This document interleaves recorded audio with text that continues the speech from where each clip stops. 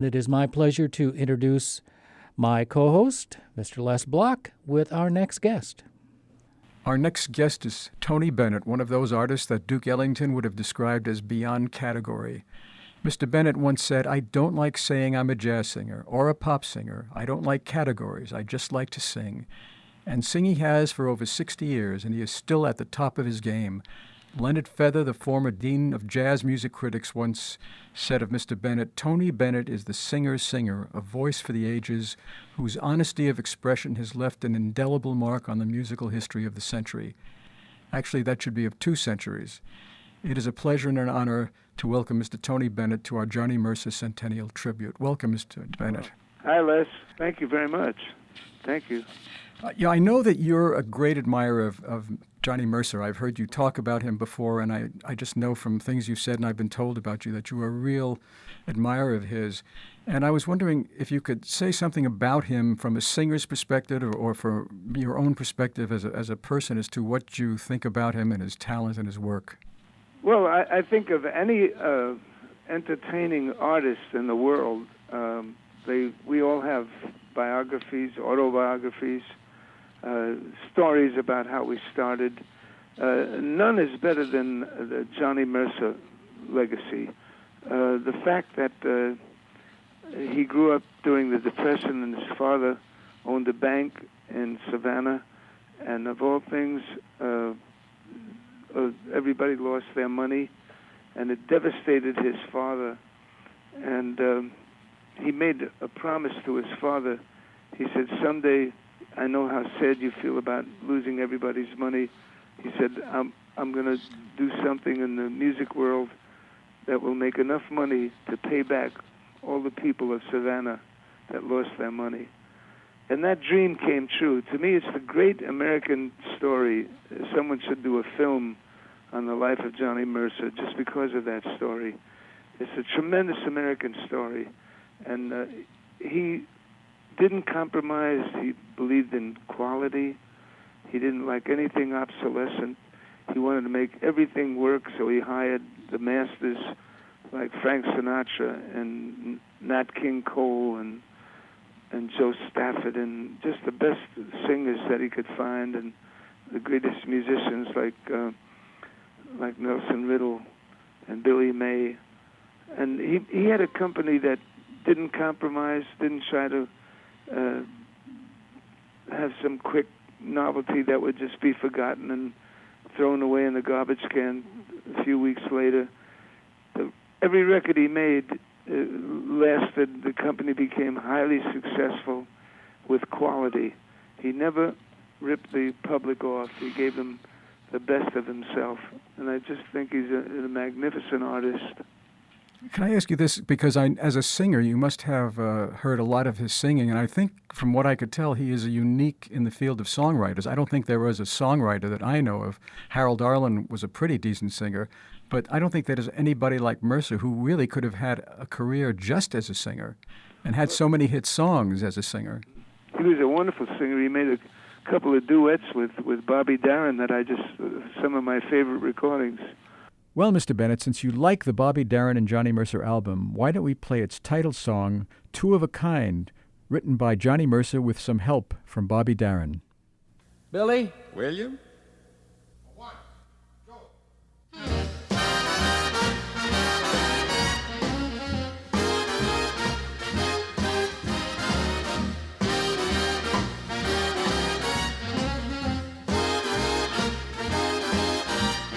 Two of a kind, for your information, we're two of a kind. Two of a kind, it's my observation, we're two of a kind. Like peas in a pod, and birds of a feather, alone or together you'll find that we are two of a kind. What's so wrong thinking life is a song and reaching for a star? Who's to say if we'll go the whole way? At least we got this far. Sharing our lot, our victuals and viands, we're two of an ilk. Say, what if we've got rare Chateaubriands or crackers and milk? Making it plain, Explaining it fully, we're similarly inclined because we're two of a kind.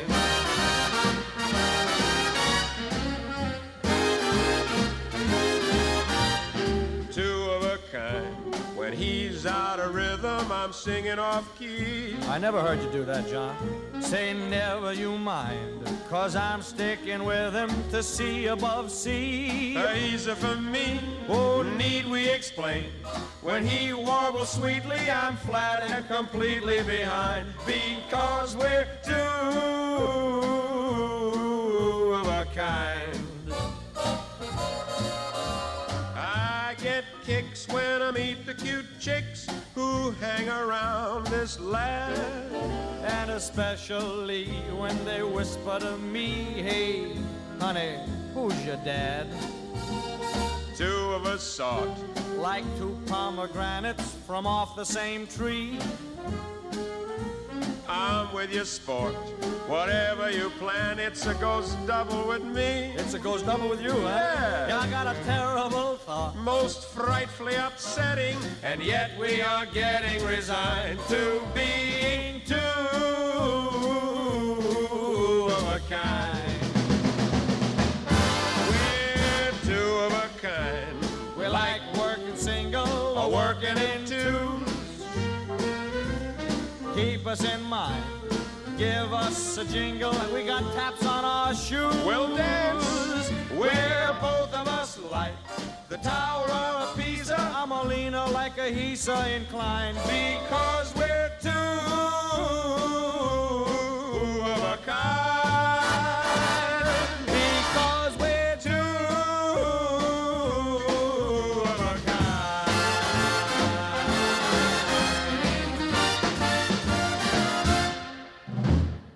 Boy, they really seem to enjoy working together on that one.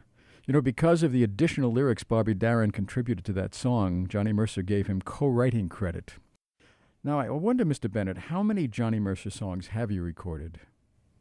I've recorded 40 recordings of Johnny Mercer. 40 recordings, and with beautiful orchestras and great musicians, and I'm very proud of that selection in my catalog.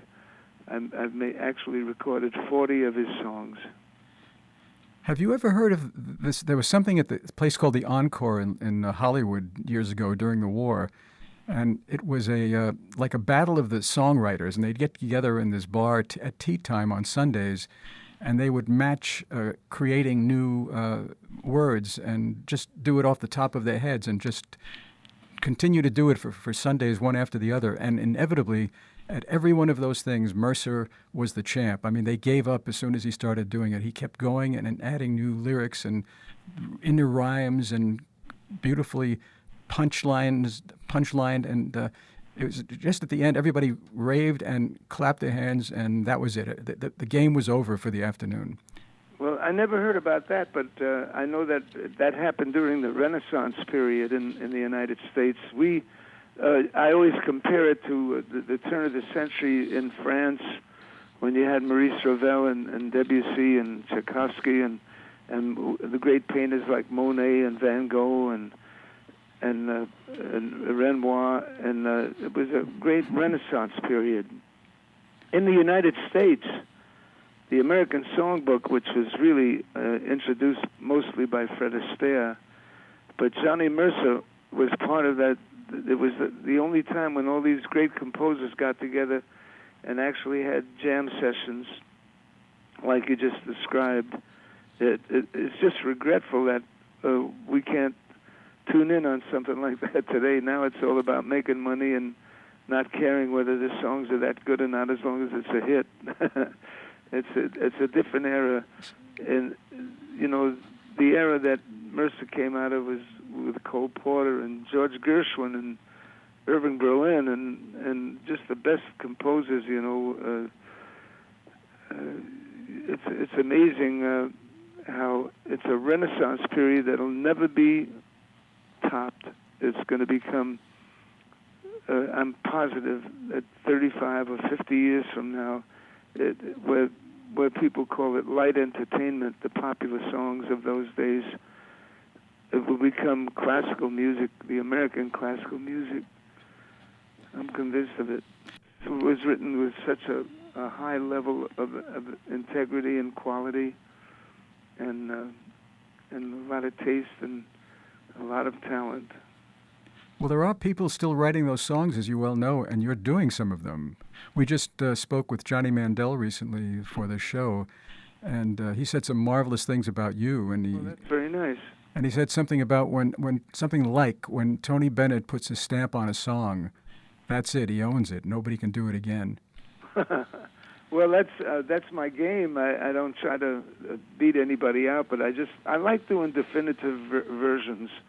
That's the kind of contribution I like to do. I like to find a song and really fall in love with it, and then be around great musicians that could turn it into something so it sounds like a definitive version, like Nat Cole did with Lush Life, or Nature Boy, or Frank Sinatra with the Wee Small Hours of the Morning. These fellas were my masters. They were 10 years older than I was, but I just fell in love with that kind of music.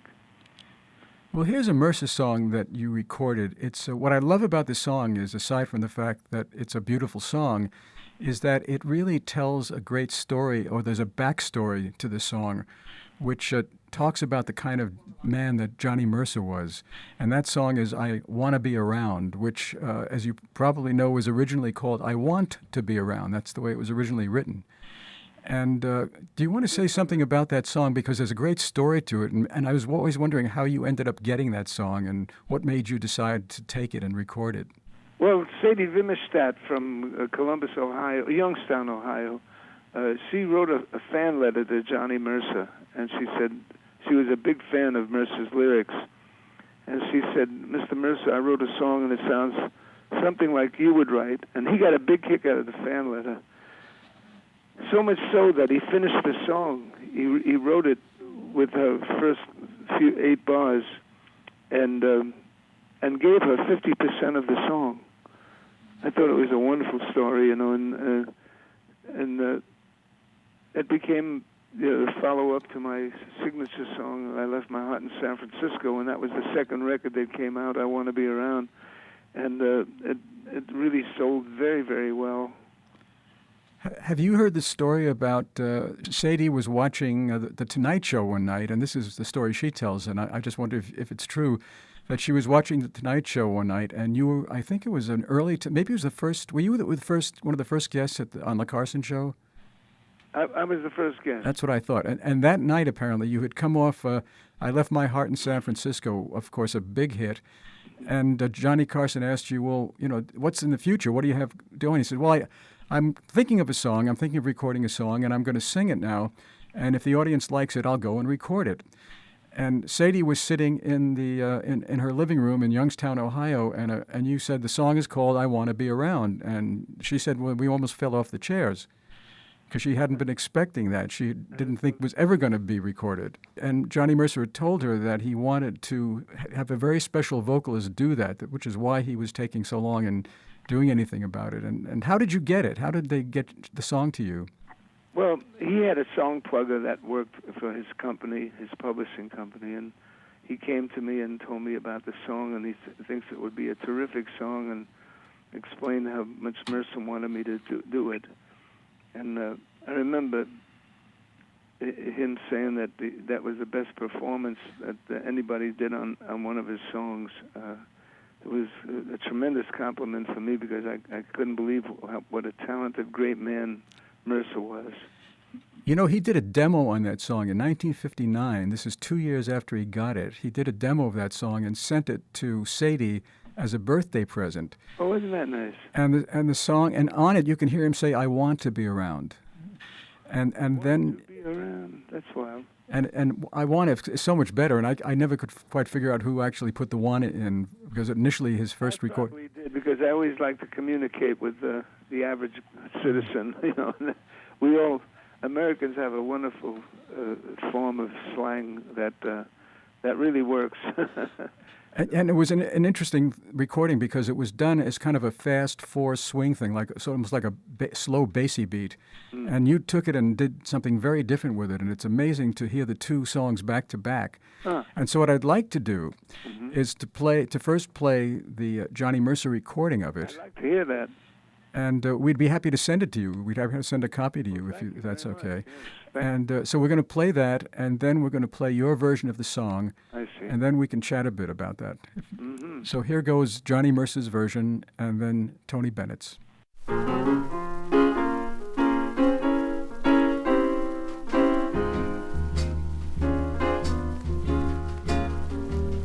I wanna be around to pick up the pieces when somebody breaks your heart. Somebody twice as smart as I. Somebody who will swear to be true like you used to do with me. Who'll leave you to learn that misery loves company. Wait and see. I wanna be around to see how he does it when he breaks your heart to bits. Let's see if the puzzle fits so fine. And that's when I'll discover that revenge is sweet, as I sit there applauding from a front row seat, when somebody breaks your heart like you broke mine.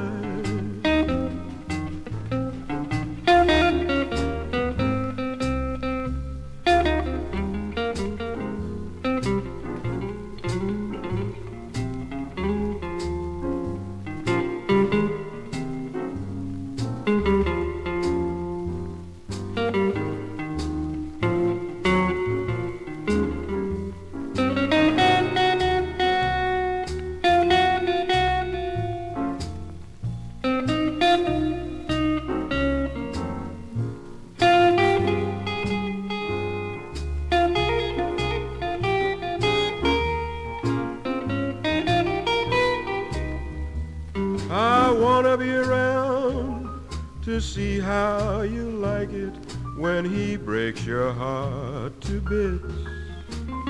Let's see if the puzzle fits so fine.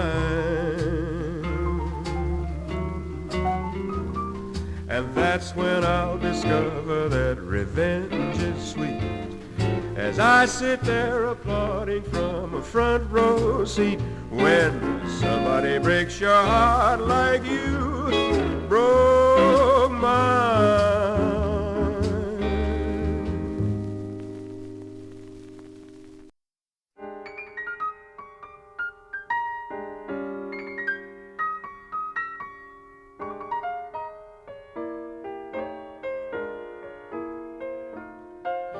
I wanna be around to pick up the pieces when somebody breaks your heart. Somebody twice as smart as I.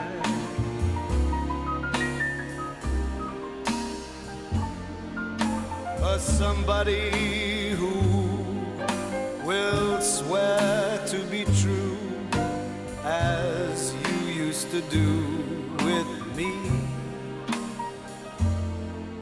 who'll leave you to learn that misery loves company. Wait and see. I mean, I wanna be around to see how he does it when he breaks your heart to bits. Let's see if the puzzle fits so fine.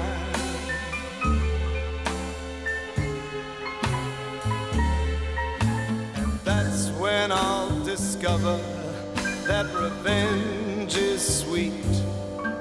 As I sit there applauding from a front row seat, when somebody breaks your heart like you, like you broke mine.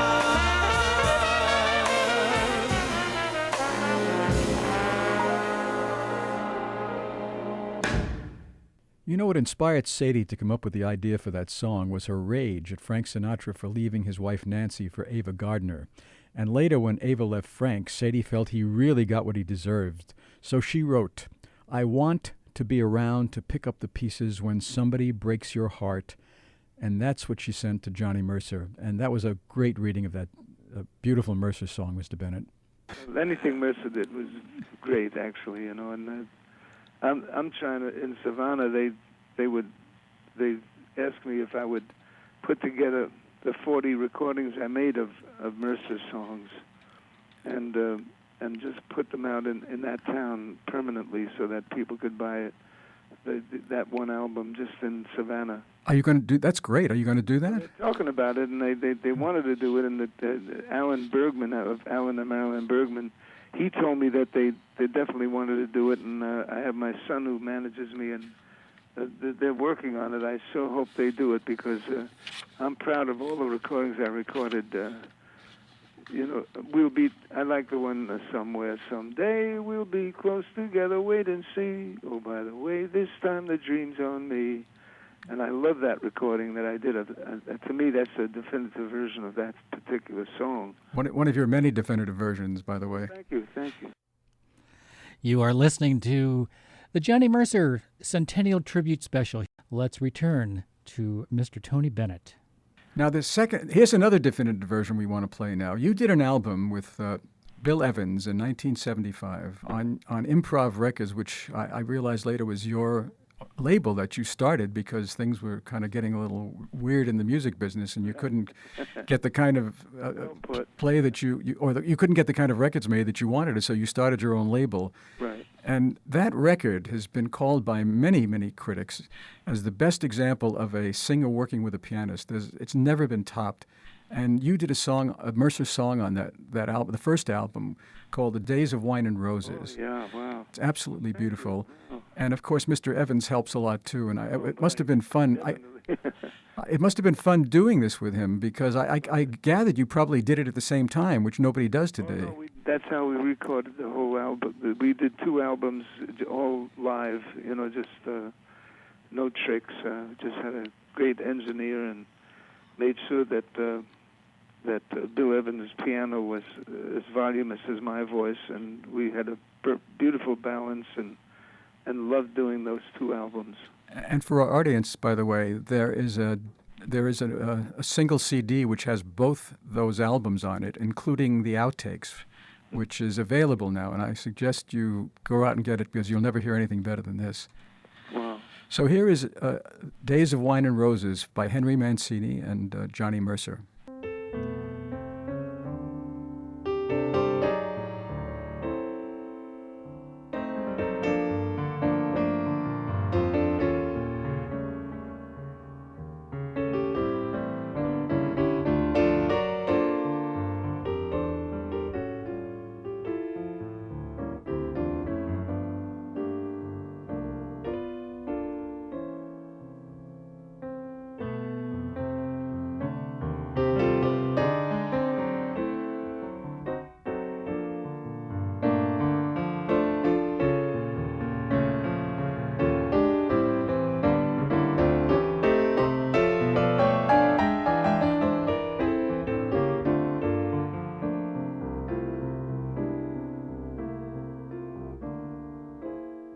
Days of wine and roses,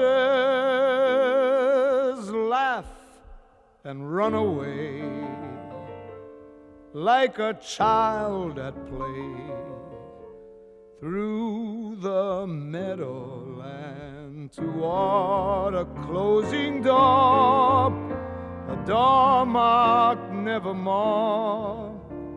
that wasn't there before. The lonely night discloses just a passing breeze filled with memories of the golden smile that introduced me to the days of wine and roses and you.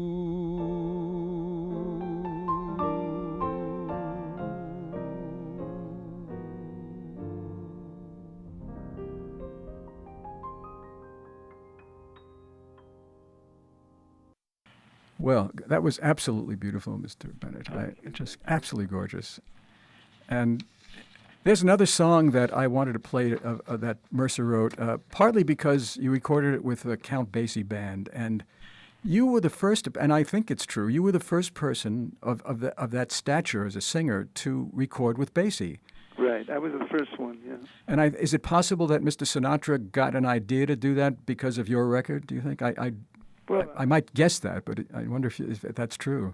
There is a story that Quincy Jones tells me that Sinatra said to him, "I don't have a problem recording because anytime I'm going to put together an album, I always do the songs Tony Bennett introduced." That's great. That was quite a compliment. So we're going to do that record now, or that cut now, Jeepers Creepers, which is a song that Mr. Mercer got from, he said he got it from Henry Fonda saying Jeepers Creepers in a movie. Uh-huh. And it's a great arrangement. I don't know who did it, and I don't know from which album it came from. Ralph Sharon was a wonderful accompanist for me for many years, and he did the chart on that album. And I think he was playing the piano, wasn't he, for you on that? Yes. No, that was Count Basie playing the piano. Oh, I didn't know that, because somewhere I read that it was Sharon. Okay, Basie playing the piano with his great band, and Tony Bennett singing Jeepers Creepers.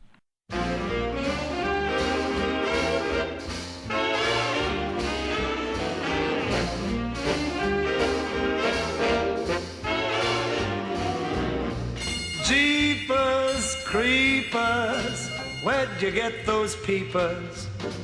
Jeepers Creepers, where'd you get those eyes? Gosh, oh, get up, how'd they get so lit up?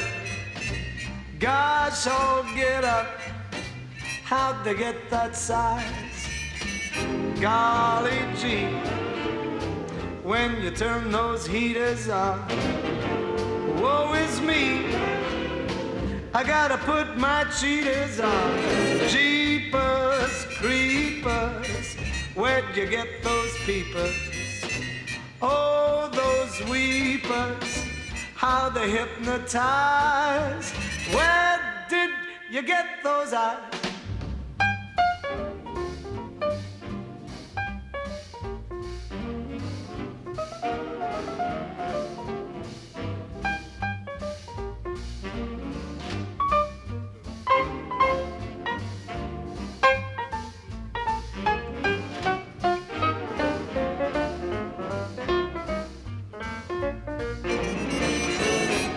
Golly gee, when you turn those heaters on, woe is me, gotta put my cheaters on. Jeepers Creepers, where did you get those peepers?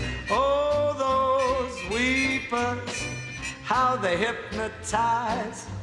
Where did you get those eyes?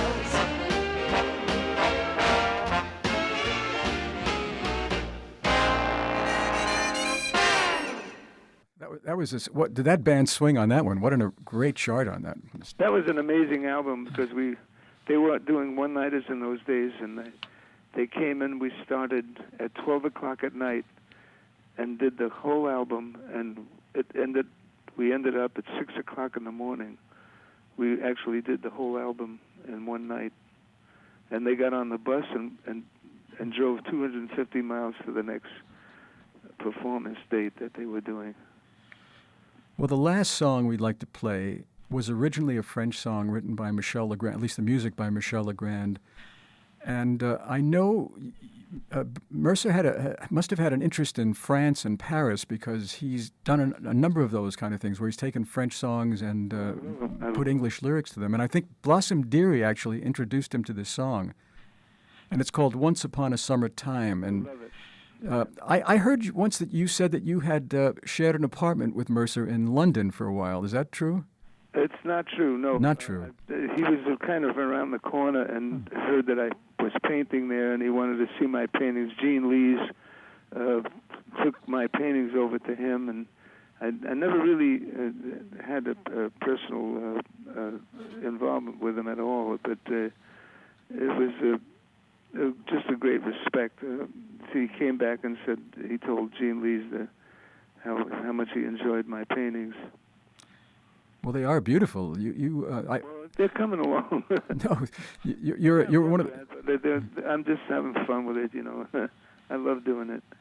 Now, so here is the last song, Once Upon a Summertime, which is, you again nailed the song, and nobody has come close.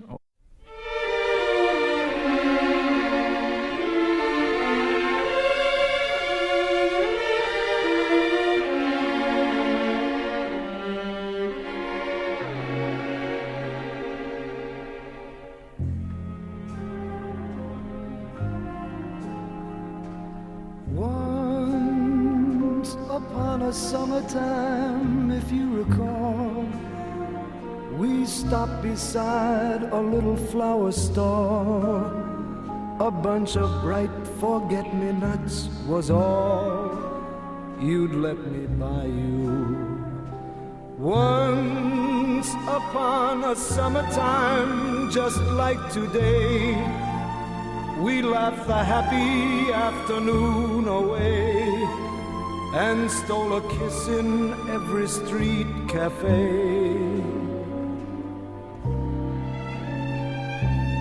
You were sweeter than the blossoms on the tree. I was as proud as any man could be, as if the mayor had offered me the key to Paris. Now another winter time has come and gone. The pigeons feeding in the square have flown, but I remember when the vespers chime. You loved me once upon a summertime.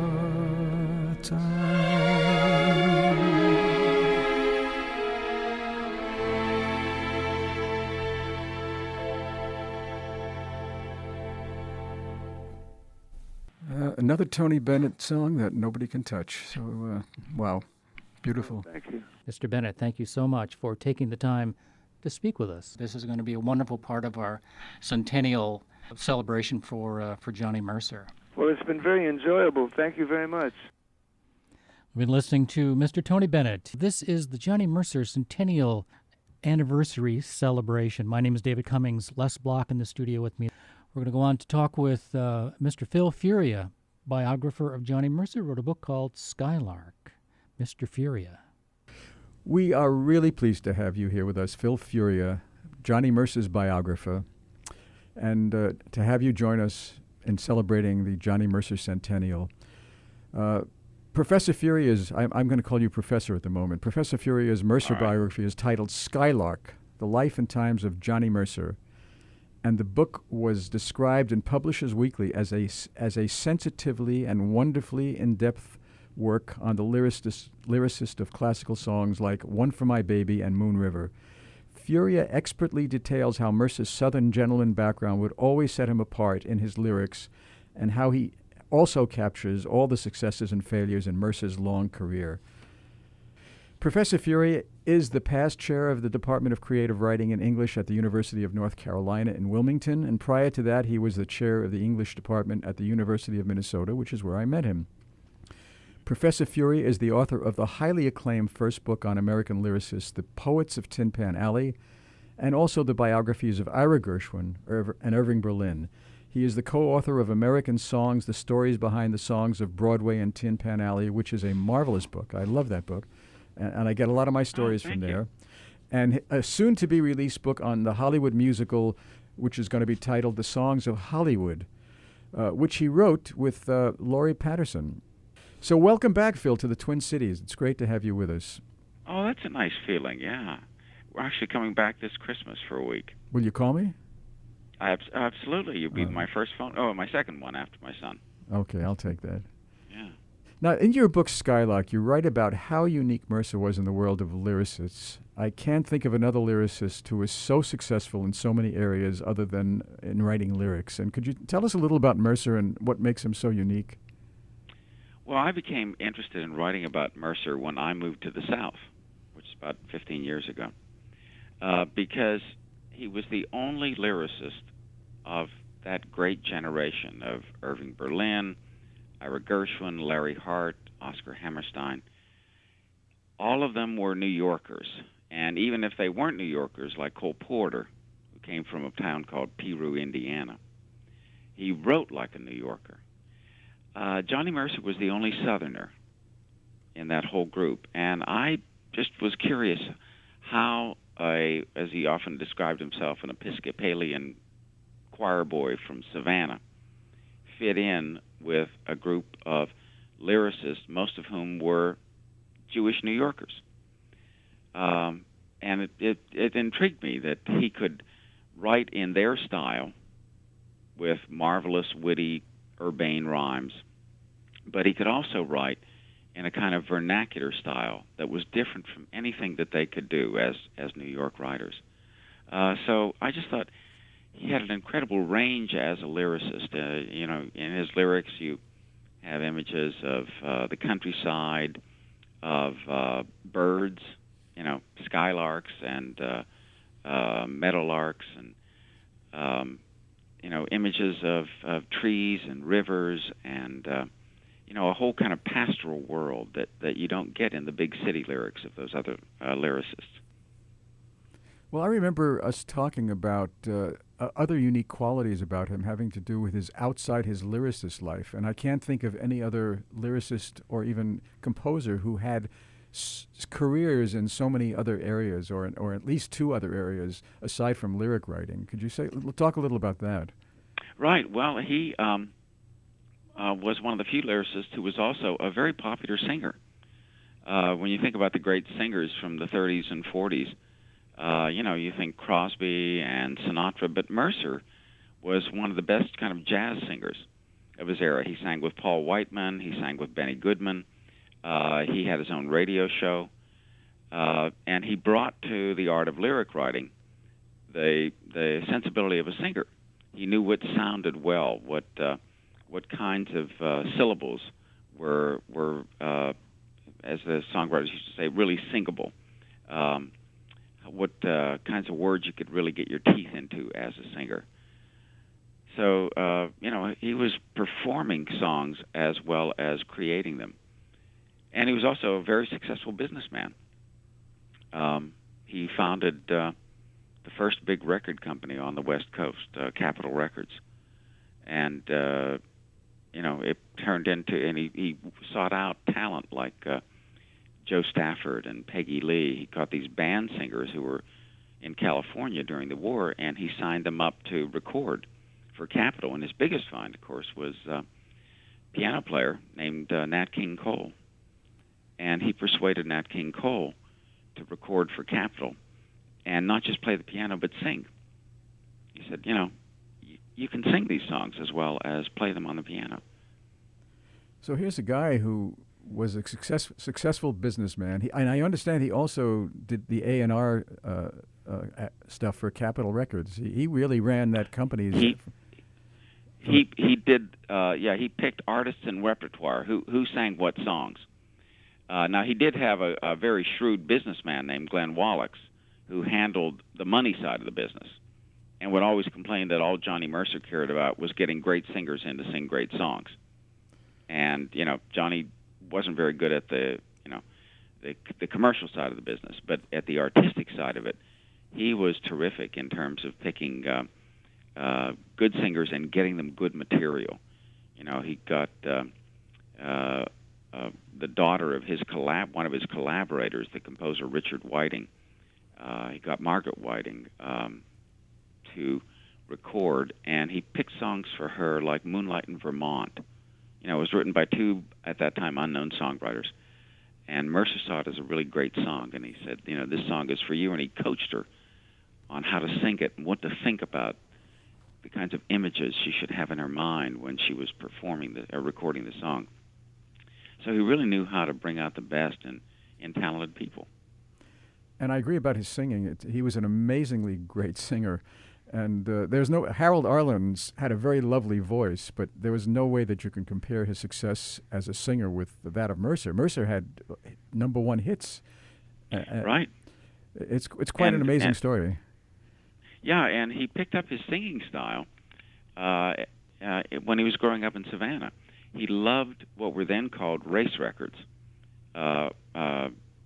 records made by black performers like Bessie Smith and Ma Rainey and Louis Armstrong, and marketed to urban blacks. And he loved that black singing style. And when he sang with Paul Whiteman and on his own radio shows and with Benny Goodman, a lot of radio listeners thought Mercer was black because of his singing style. It's very rhythmic, very vernacular, and one of the most prized possessions he had that I actually saw in the archive of Mercer's papers at Georgia State University in Atlanta was a postcard from the Abraham Lincoln Negro Boys Club of Chicago. And they wrote and said they had taken a vote, and they decided that Johnny Mercer was the Boys Club's favorite Negro singer. And he just thought that was wild. He loved that card. And that was his vocal style. You know, Crosby started out that way, but he became much more mainstream as a crooner. But Mercer always was very hip and cool as a singer in that black style. We are listening to Phil Furia, who is one of Johnny Mercer's biographers, has written a book called Skylark. Let's return to our interview with Phil Furia. Well, another thing I found interesting, or I find interesting as somebody who performs and who knows a lot of singers, that they will often introduce a tune they do or a song they do that was written with Johnny Mercer lyrics as a Mercer song. I can't think of any other lyricist where they will do that and forget the composer. Usually it's the composer who gets more deference and the lyricist comes in second best. But what do you think it is that Ella Fitzgerald, for example, does a Johnny Mercer's album? She did all those great albums for Verve, and they were the Irving Berlin, the Richard Rogers, the Jerome Kern album. They were all named after composers, but the only one she did after a lyricist was the Johnny Mercer. And she wasn't the only one. So what explains that? Can you give us some idea of what it is about Mercer that was due to, and why that was the case that they did Mercer albums, or they talk about this is a Johnny Mercer song and forget who wrote the music? That's a great question. I wish I had a great answer for it, but I think part of it is that he was never associated with a single composer. He wrote with Richard Whiting, he wrote with Harold Arlen, he wrote with Hoagy Carmichael. But unlike, say, Lorenz Hart or Ira Gershwin, who, when you say their names, you think, oh, Rodgers and Hart, George and Ira Gershwin. It's in part that Mercer moved around so much that he has a more independent identity as a lyricist than someone who consistently wrote with one or even two other composers. I'd like to say, too, that, his style is so distinctive, but aside from, being probably the most varied lyricist, he wrote probably the widest range of lyrical styles, from really cutesy stuff like Goody Goody and Jeepers Creepers really profoundly, sentimental, moving songs like Blues in the Night and One for My Baby. I mean, the lyrical range is so great, but I don't think that's what makes people think of him as a lyricist in his own terms, apart from any composer. I think it's mostly just because he can never be associated with another single composer the way most other lyricists can be. Well, do you think it has anything to do with how famous he became as a singer, that he's got a whole celebrity connected to him other than through lyric writing? I just thought of that as you were talking. I hadn't thought of that. That's a possibility because, he used to appear on like the Merv Griffin show as a songwriter, yeah, but he would also sing. And, people in show business at least knew about his founding of Capitol Records and his nurturing of so many singers, so that, yeah, maybe he did have a kind of separate identity apart from, say, Ira Gershwin, who was just the guy who set syllables and words to his brother George's music. One of the things I found fascinating in your book, Skylark, is that you talk about, and I hadn't realized this before, how influential on Johnny Mercer's professional life and his creative life was a relationship that he had for a number of years with Judy Garland, and how his lyric writing was affected by that relationship. And I found that, and I don't think other people have talked about that in their books or that I've read before about him. It's something that was seemed to be very important as an aspect of his career, but something that hasn't been mentioned about. Because could you say a little about that? Because I think people would find that interesting. Yeah, that was one of, when I first started working on the Mercer biography, I went down to the archive in Atlanta at Georgia State University. And I thought, I don't know what I'm going to find. And the first day I was working on his papers, I came across interviews with people who had known him and Judy Garland. And suddenly I realized that was the big love affair of his life. It happened, of course, when he was married and had just adopted a child. But he fell deeply in love with Judy Garland. And then I checked Garland biographies, and they make very little mention of her relationship with Johnny Mercer. But I interviewed a woman who had them both at her house at a party the night before Judy made her big historic opening at the Palace in New York. I think that was 1951. And she said, "Oh yeah, they were deeply in love," and it happened in California. He met her in about 1940, and the affair didn't last very long. The initial affair had kept cropping up over the years, and finally, in the 1960s, he almost divorced his wife, Ginger, to marry Judy Garland. But when it first flared up, it was a passionate affair, and then Judy broke it off and married her first husband, David Rose.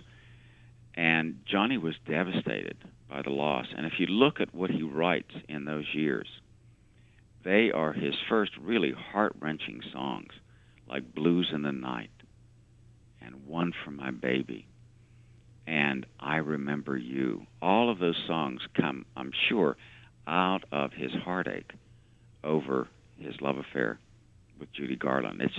She had a profound effect on him. It was like she was his muse, in a way that Maud Gonne, the woman William Butler Yeats loved and who never returned his love, became the great muse for a lot of his poetry.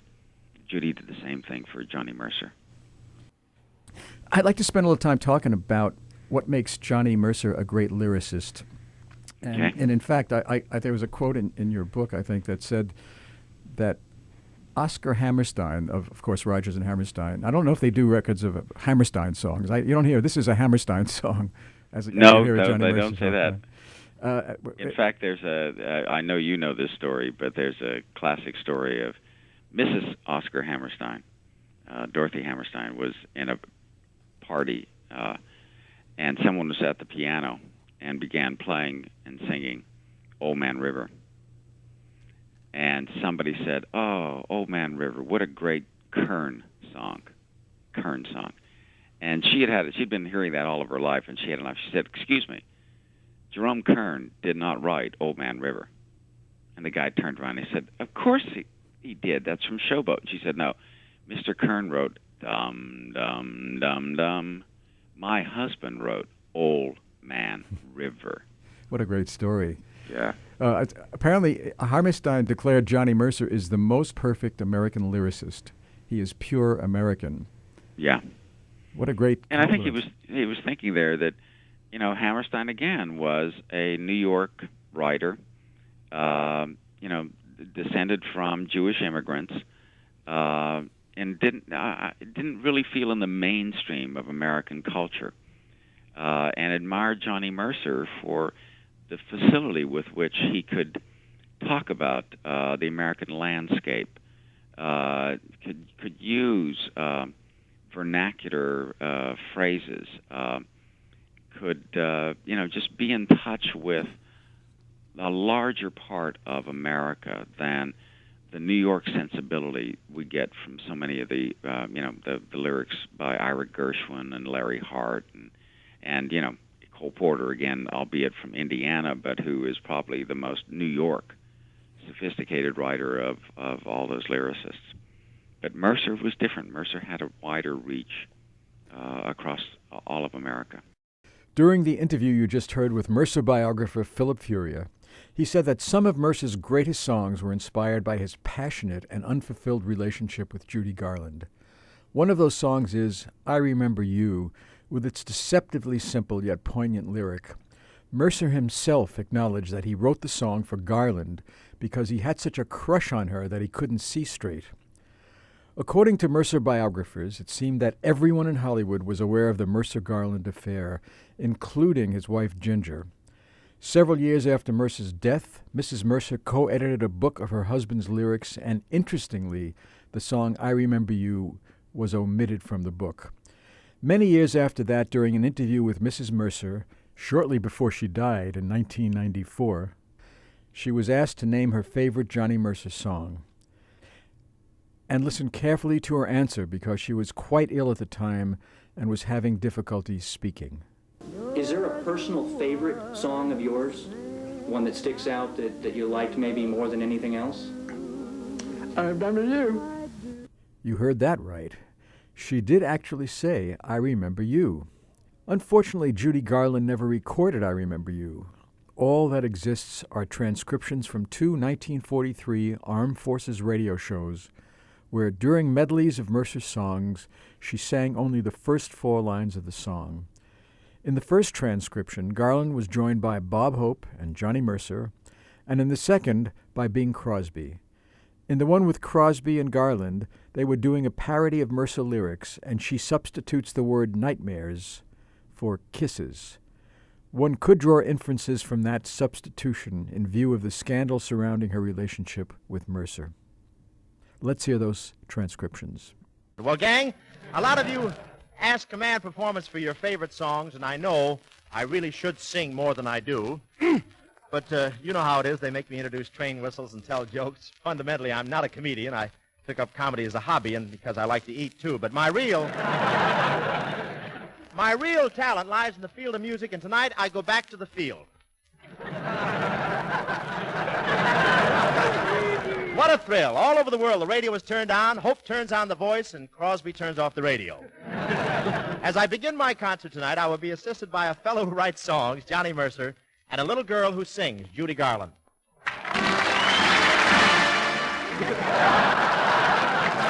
And Judy... And Judy, how about that Mercer tune for Corporal Larry Ovington at 957 and his girl Betty in South Orange? I'll remember you. All right. I'll remember you.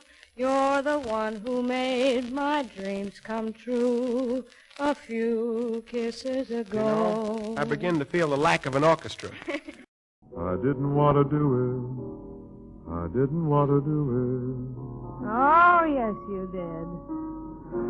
I remember you. You're the one who made my dreams come true a few nightmares ago. While the Jimmy Dorsey-Bob Eberly recording of I Remember You became the number 9 hit song in the country in 1942, the song surprisingly became an even bigger hit in 1962 when it was recorded by the yodeling Australian English country singer Frank Ifield. His recording became the number 5 hit song in the country and number 1 in Great Britain. So here is probably the most unusual recording of a Johnny Mercer song, Frank Ifield's country version of I Remember You.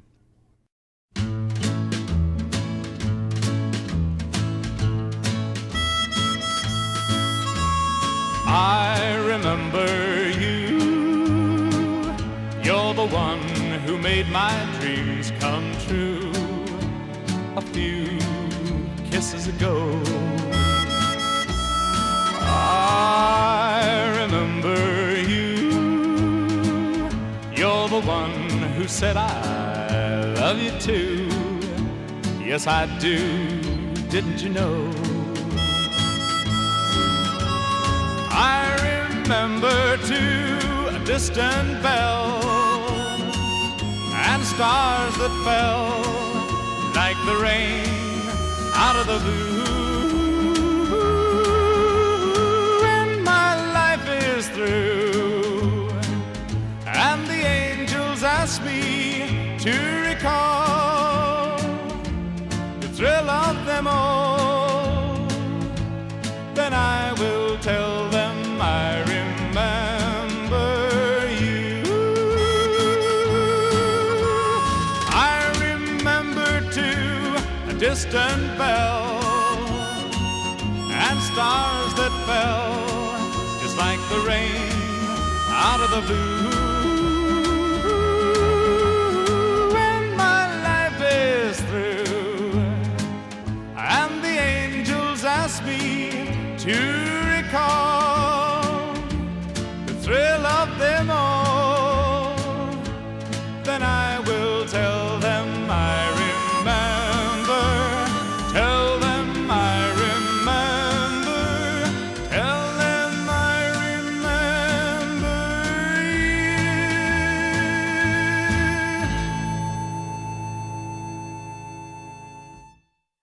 David, I can't help wondering what Johnny Mercer thought about having his most poignant song achieve its greatest success as a country western hit.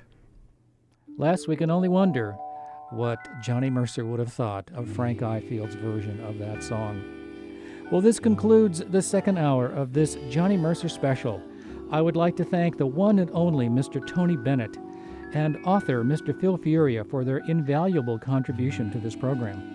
Be sure and stay tuned for the third hour coming right up here on KSAV Share-a-Vision Radio. We will continue our interview with Mr. Phil Furia and welcome one of Capitol Records' foremost recording stars, Miss K-Star. And also a visit from radio and television personality, Mr. Gary Owens.